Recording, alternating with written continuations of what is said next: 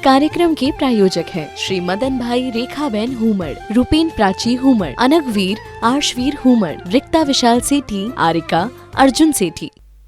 तो जिस बहन ने राखी में आकर के अपने ससुराल के गुण गाए थे, तो भाई सोचता है कहीं खाली मेरा मन रखने के लिए तो ऐसा नहीं बोलती है, एक बार घर चल करके भी देखना चाहिए। तो भाई वहां जाकर के अपनी बहन का घर देखता है कि हाँ वाकई में इनके ससुर जी, इसके पापा जी, इसकी मम्मी जी, इसके देवर, इसकी देवरानी, इसके जेठ, इसकी जेठानी, इसकी ननंद, इनके पति बराबर कितना ख्याल रख रहे हैं मेरी बहन का। घर में बराबर इसकी मान मर्यादा है। हाँ भाई, एक दिन में अपनी दृष्टि से बहन के सुख दुख को आंक लेता है, तो उसे वो देख नहीं आ रहा है।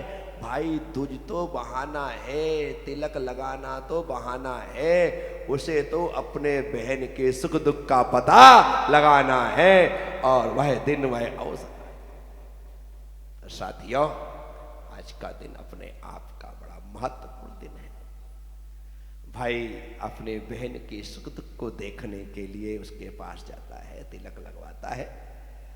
आप हम सब लोग इन पवित्र दिनों का पूरी तरह से उपयोग करते हुए अपने गार्हस्थ जीवन को सुखमय मनाएं, बस यही एक भावना मेरी है।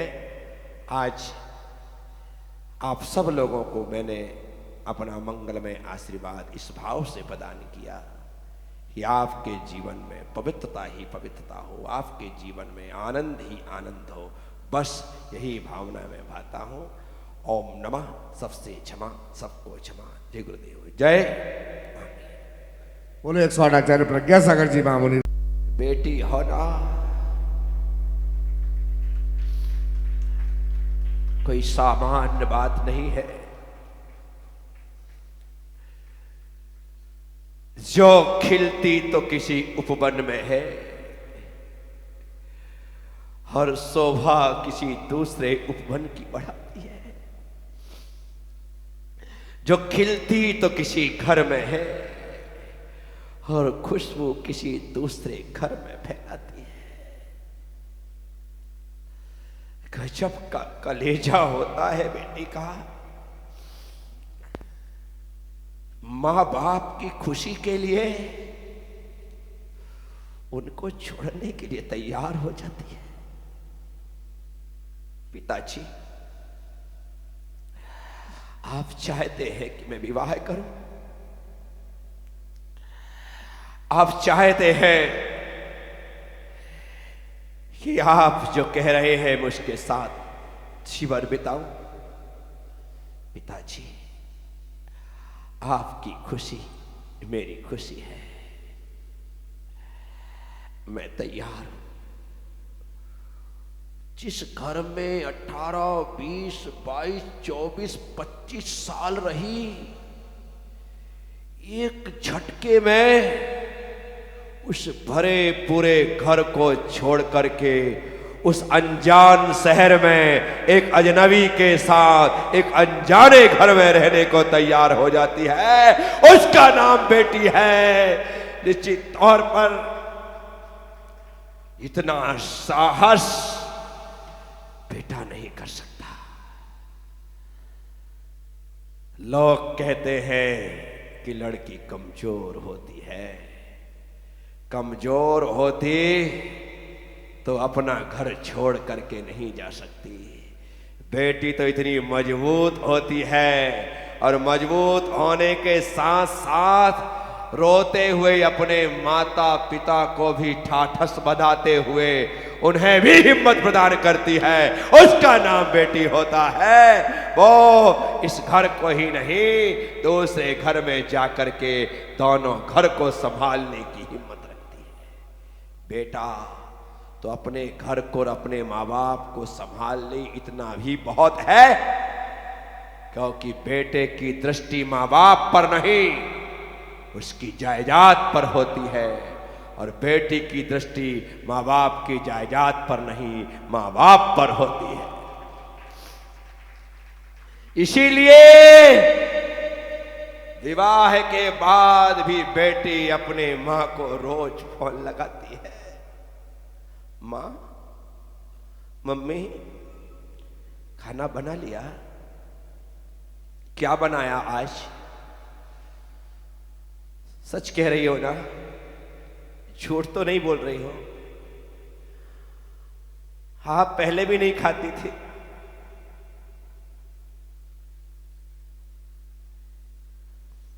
प्लीज अच्छे से खाया करो ना मम्मी। बताओ क्या बनाया? बेटा रोटी बनाई है, भिंडी की सब्जी तेरे भाई को पसंद है तो भिंडी की सब्जी बनाई है। मम्मी मुझे विश्वास नहीं हो रहा, प्लीज फोटो भेजो ना। जब माँ फोटो भेजती है तब बेटी को सुकून होता है कि मेरी माँ ने अपने लिए रोटी बनाती है। दूर जाकर के जो परवाह करे उसे बेटी कहते हैं। जो दूर जाकर के भी अपने माँ बाप की चिंता करे उसे बेटी कहते हैं। जो अपने खाने से पहले माँ से पूछे उसे बेटी कहते हैं।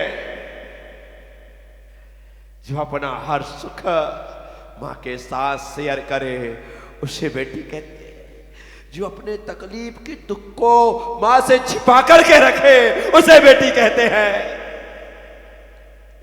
जो रो लेगी लेकिन अपनी सिसकियों की आवाज माँ के कानों तक नहीं पहुंचने देगी। मैं तो दुखी हुई हूं। क्यों व्यर्थ में अपनी बात कह करके मां के दुखी करूं? नहीं नहीं, मैं मां से कुछ नहीं कहूंगी, अन्यथा मेरी मां मेरे दुख को सहन नहीं कर पाएगी। एक तो उसके पास इतने काम रहते हैं, पापा भी ध्यान नहीं देते हैं, भैया उसकी परवाह नहीं करता है, और यदि मैंने अपने दुख रोना रो दिया तो उसका क्या हाल होगा। ऐसा सोच करके जो अपने आंसुओं को पी जाती है उसका नाम बेटी है। साथियों, इसलिए मैं लोगों से कहता हूं, जिसकी 2 बेटियां हैं, जिनकी 3 बेटियां हैं, जिनकी सिर्फ बेटियां ही बेटियां हैं, वो धरती का सबसे सौभाग्यशाली इंसान है कि भगवान ने बेटियां देकर के उसकी जागीर को बंटने नहीं दिया, उसकी जायदाद को बंटने नहीं दिया। पिता देने को तैयार होता है, बेटी मना करती है, पापा रखो ना, आपके काम लगेगी, मेरे पास तो बहुत है, देखो ना यहाँ पर किसी प्रकार की कमी थोड़ी है, अपना खुद का मकान है, गाड़ी है, एक खुद कमाते हैं, पिताजी को पेंशन मिलती है, कोई टेंशन नहीं पापा, आप तो रखो। बेटी को बाप देने को तैयार है, बेटी मना करती है, और बेटे को बाप नहीं देने को तैयार है और बेटा छीनने को तैयार रहता है। बोलो ना हाँ। तो जो बाप देने को तैयार हो और मना कर दे उसका नाम बेटी है। अद्भुत है ये बेटी। विधाता ने गजब की संरचना की है। अपने संसार को बनाने के लिए, अपने संसार को बढ़ाने के लिए बेटी बना दी, और बेटी बनाने के पश्चात सारे दुख दर्द उसके नाम पर लिख दिए। संतान को जन्म देना कोई सामान्य प्रक्रिया नहीं, उसके हिस्से में दे दिया, पुरुषों के हिस्से में डाल देते तो आज इस देश की आबादी 8 अरब नहीं 50 लाख होती। कोई पैदा ही नहीं कर। लोग वंशहीन ही मरना स्वीकार करते, लेकिन संतान को जन्म देना स्वीकार नहीं करते। लेकिन उस बेटी को मां बनने की योग्यता दी जिसे दुनिया कमजोर कहती है। मैं कहता हूं कमजोर होती तो परमात्मा इतना कठिन काम उस बेटी को नहीं देता। उसने कठिन काम दिया है तो सोच करके दिया है कि मेरी सृष्टि को कोई यदि बढ़ा सकता है तो मेरी बेटी ही बढ़ा सकती है। इसमें वह शक्ति है, इसमें वह सामर्थ्य है। साथियों, मैं आप सबसे कहता हूं, स्त्री कमजोर नहीं है। हमारे देश की राष्ट्रपति है स्त्री, महामहिम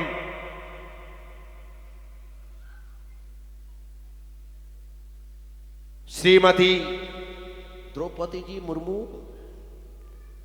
देश की प्रथम नागरिक। विचार करिए, स्त्री यदि शक्तिहीन होती तो आज देश की राष्ट्रपति नहीं होती। हमारी वित्त मंत्री स्त्री है, श्रीमती सीतारमण, लगातार तीसरी बार वित्त मंत्री बनी। तारीफ के काबिल काम। तुम क्या सोचते हो, तुम ही कमाना जानते हो, कितना भी कमाओ, संभालने का काम सीतारमण के हाथ में है। वित्त मंत्री वो हमारी सोचने जैसा है, विचार करने जैसा है। यदि हम अपनी आध्यात्मिक दुनिया में आ जाए तो महापुरुषों ने जो कार्य किए हैं वो तो किए हैं, लेकिन हमारी स्त्रियां भी पीछे नहीं रही।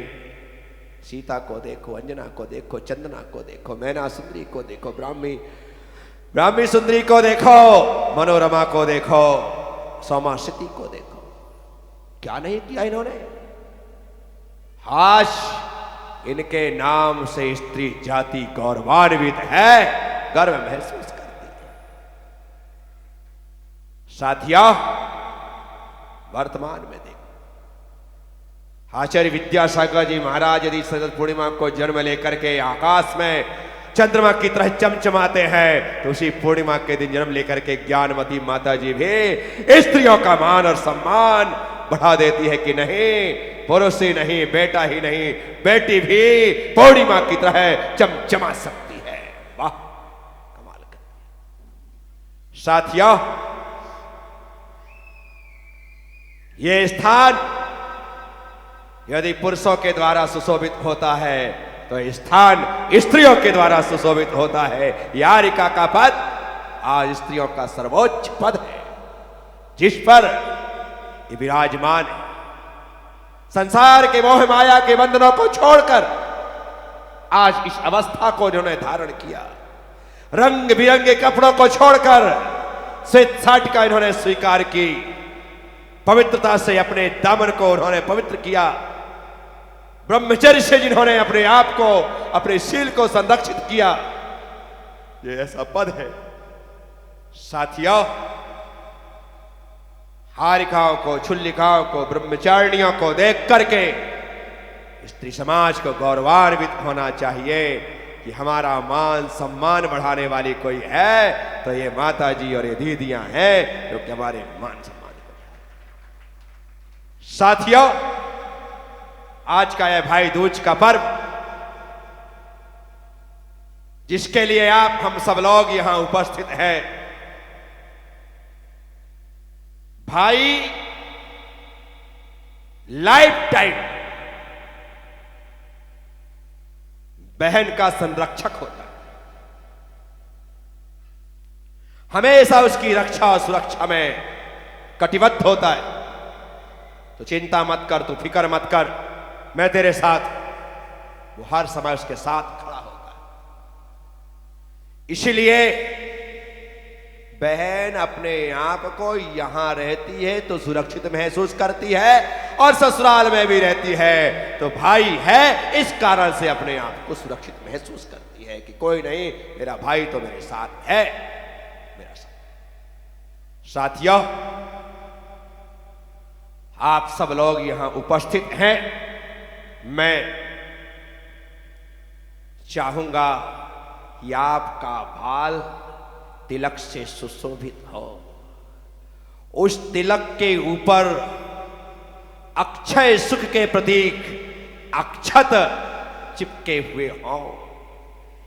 मोक्ष फल को देने वाला श्रीफल भाई के हाथ में जाए कि ये भाई आप स्त्री से संपन्न रहें, केवल ज्ञान रूपी लक्ष्मी को प्राप्त करें, मोक्ष रूपी लक्ष्मी को प्राप्त करें।